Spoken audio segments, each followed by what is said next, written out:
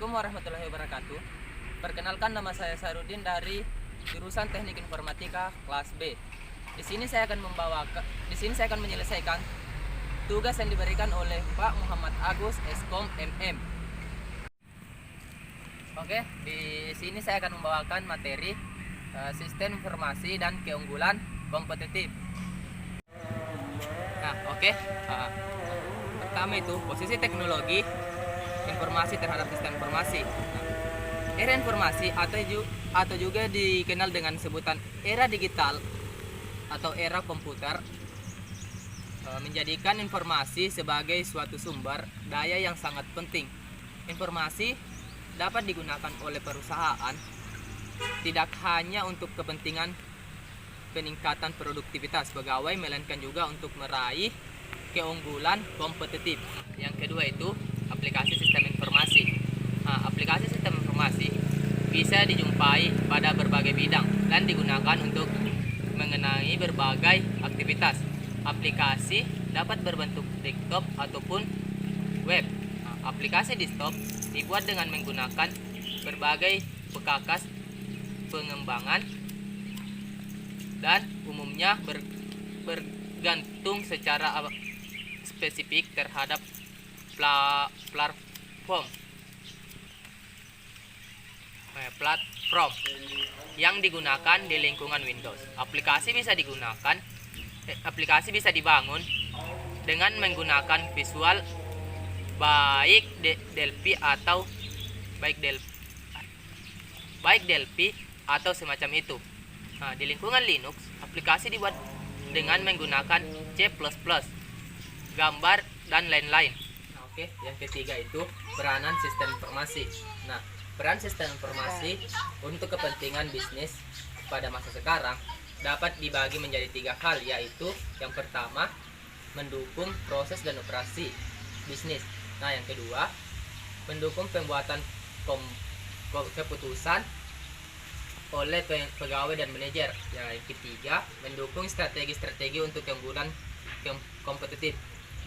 Ketiga peran tersebut mewakili semua lini di perusahaan.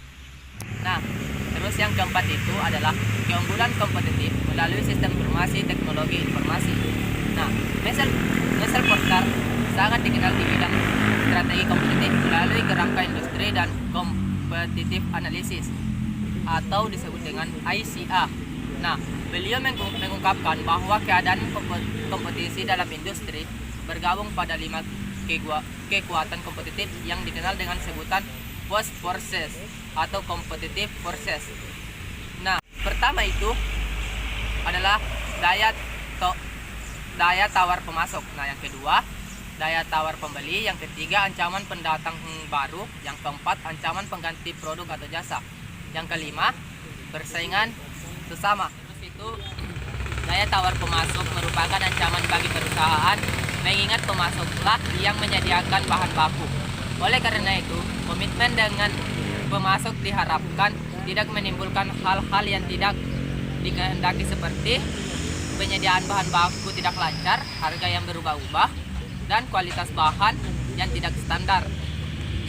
Daya tawar pembeli merupakan ancaman bagi perusahaan karena pembeli dapat berpindah ke pesaing sewaktu-waktu. Sebagai contoh itu, pembeli buku di Amazon dengan mudah bisa berpindah ke pesaingnya seperti Barnes dan Douglas karena biaya untuk berpindah perusahaan lainnya hanya sebatas ketekungan beberapa tombol di keyboard. Dan yang terakhir itu atau yang kelima yaitu adalah tantangan keunggulan kompetitif. Keunggulan kompetitif yang dimiliki oleh sebuah organisasi biasanya tidak berusia panjang. Ketika sebuah organisasi menerapkan SI dan TI untuk meraih keunggulan kompetitif, para pesaingnya akan berusaha menggunakan pendekatan me too. Artinya, cara yang sama atau bahkan lebih canggih akan diterapkan oleh komputer untuk memproduksi keunggulan kompetitif.